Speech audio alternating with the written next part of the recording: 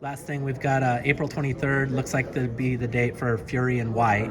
I know you lost out on that. Was that a big loss in your mind, or do you just feel like you when you're an 80-20? Yeah. Like they agree a purse before the bid for Tyson Fury, so whatever they're bidding isn't actually what they're paying for the fight.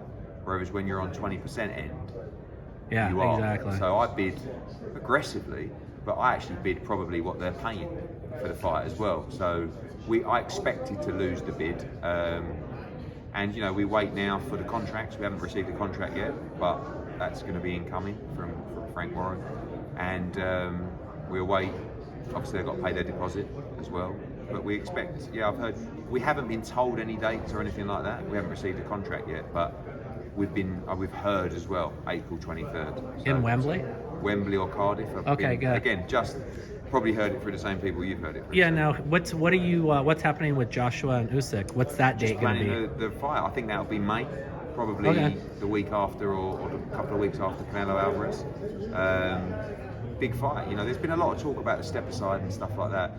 The goalpost kept on changing for that. The plan was always very simple. Fury fights Usyk for the undisputed, Joshua fights the winner.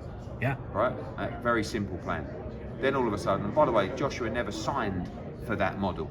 We were still talking, negotiating. He never wanted to do it, but it became quite a smart plan, in my eyes. Why not? Then Tyson Fury turned around and said, I'm not fighting Usyk immediately. I would like a warm-up fight on March 26th.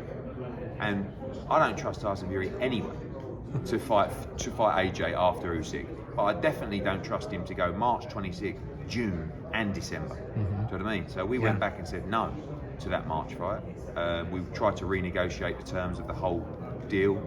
And Fury said, no, I don't want to fight Usyk straight away, so I'll go off. And then he had to fight Whyte. So you never know whether he fights Whyte. I don't, Exactly. I would not be surprised if that fight doesn't happen. And it won't be from Dillian Whyte's side. Again, I see people saying, Dillian Whyte's gone quiet. He's training. You know what I mean? Till we see a contract for that fight and they've paid their money, what do you expect him to do? Yeah. This is the opportunity Dillian's wanted for a long time, so he'll be there. Will Tyson be there? We'll see. No matter what happens, if it does happen though, and let's cross our fingers that it does happen. I think so. Joshua Usyk, the winner goes straight to the Fury Whyte winner, and then the winner can do what he wants. I mean, the winner is in a brilliant position with 3 belts. But I think that. But again, it's just timing. The plan that we had was good enough for us to try and move forward with, but not. If you tell me that Tyson Fury is going to have 3 fights in 9 months, I'm not a believer.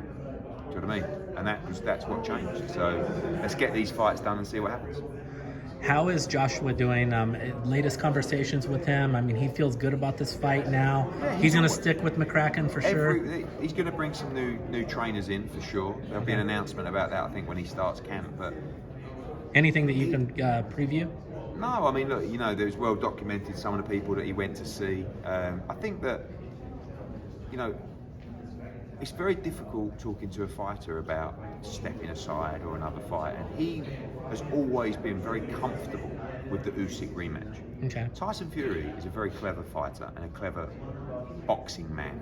That's why he wouldn't fight Usyk without a warm-up. He knows how good Usyk is. We all do. Yeah. Right? Yeah. So, but Josh, he's almost like, if I don't fight Usyk, what am I doing? Because I know I can beat him.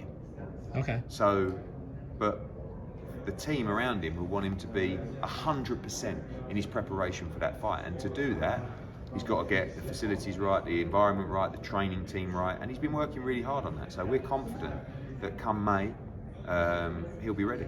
Great. Eddie, thank you so much. You Thanks, got so much on your plate. No Great worries. to see you. Keep up the good work. We'll Cheers, see you mate. soon. Thank you.